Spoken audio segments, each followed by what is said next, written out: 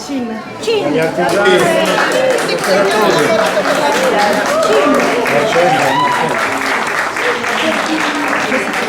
le 2 giornate, ieri 850, oggi pare 1200-1300, una cosa incredibile. Non credo che ci siano molti posti in Sardegna, tranne le spiagge, dove nel giro di 35 giorni, 6 settimane, arrivino 13.000 persone a visitare per mezz'ora, un'ora un centro espositivo. È davvero una cosa emozionante, bella perché è l'ultimo anno e quindi abbiamo chiuso con il botto. Ci sono tutte le condizioni perché nei prossimi anni sia ancora meglio.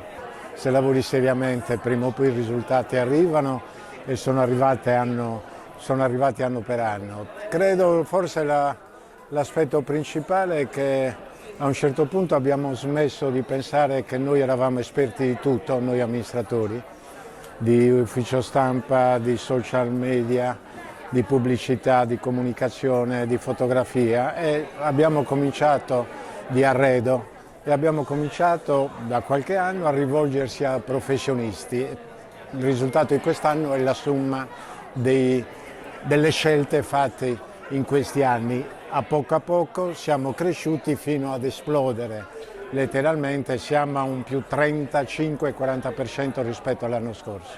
Noi non siamo il Louvre, non siamo la National Gallery di Londra, non siamo gli Uffizi di Firenze, noi dobbiamo attrarre in un periodo facile perché c'è molta gente, ma difficile perché la gente va al mare, non viene a vedere le mostre. Allora dobbiamo essere capaci di cambiare, di innovare. È quello che abbiamo fatto o abbiamo provato a fare in questi anni. Sono certo che chi verrà nei prossimi anni saprà fare ancora di più e ancora meglio.